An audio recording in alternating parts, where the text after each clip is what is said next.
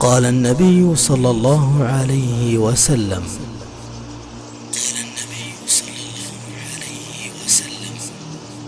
مثل المؤمنين في توادهم وتراحمهم وتعاطفهم مثل الجسد الواحد إذا اشتكى منه عضو تداعى له سائر الجسد بالسهر والحمى.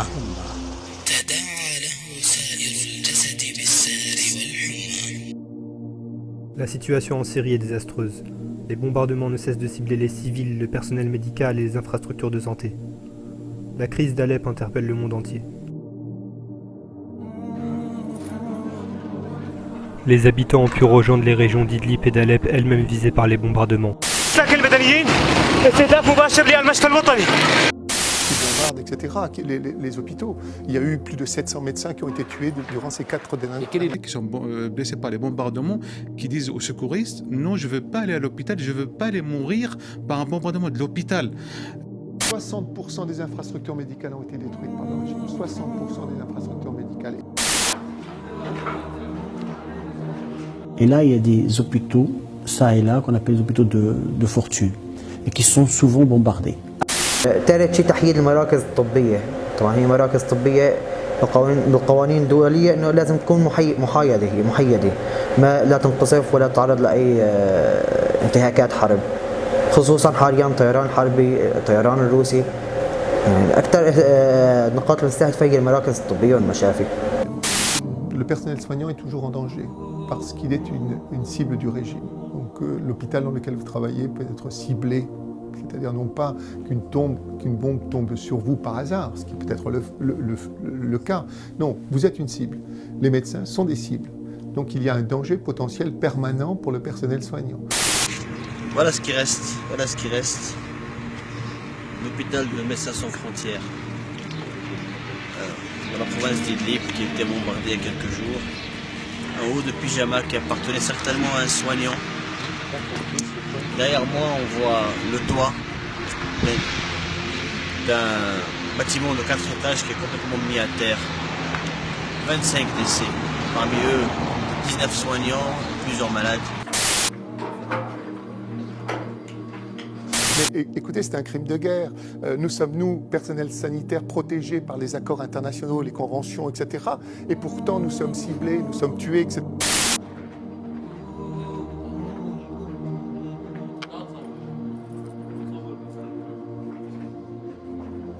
Comment rester de marbre face à ces crimes?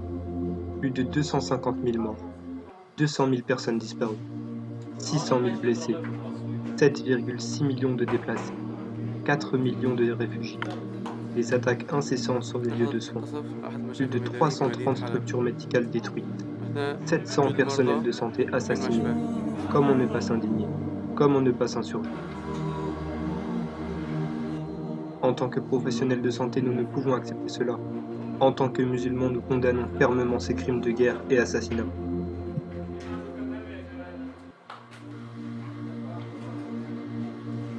Il y a lieu, bien entendu, qu'il y ait une opinion publique qui s'insurge contre le fait qu'il y a des crimes de guerre, qu'ils restent tout à fait impunis aujourd'hui, en 2015, avec une destruction d'une population. On assassine la population syrienne. La population syrienne est assassinée dans une espèce de huis clos. La première fois au monde qu'on voit autant d'hôpitaux détruits dans un pays sans que personne ne bouge, ou presque.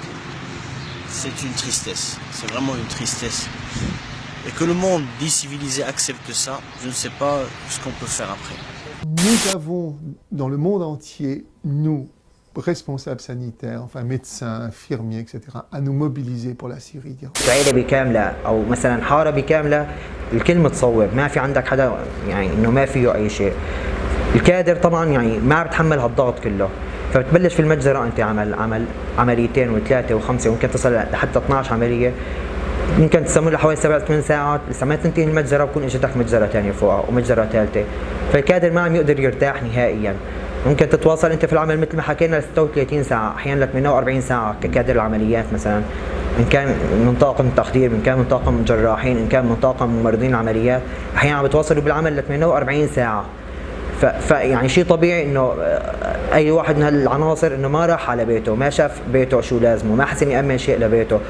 On était dans un hôpital avant qui était touché, où le directeur me dit que les gens maintenant viennent travailler avec la gorge serrée et les jambes lourdes.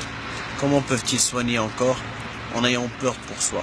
Nous avons des collègues qui nous décrivent aussi des situations, des fois ils sont obligés d'amputer des enfants ou des adultes, sachant qu'ils peuvent les sauver si on avait les conditions de travailler correctement. Mais malheureusement, ils savent très bien que le risque d'infection est très important. Ils préfèrent faire des amputations à des jambes pour les enfants et pour les civils. Les structures médicales sont insuffisantes. Les conditions de soins sont inadmissibles autant pour les patients que pour le personnel médical. Avec l'afflux des allées peints dans les autres régions, les besoins vont augmenter. Le personnel soignant doit pouvoir soigner dans de bonnes conditions.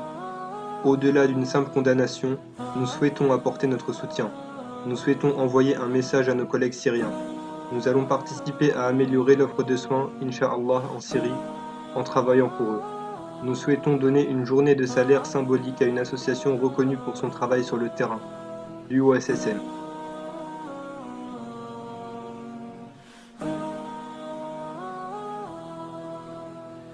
Nous appelons toute personne, soignante ou non, qui se reconnaît dans ce message à y participer.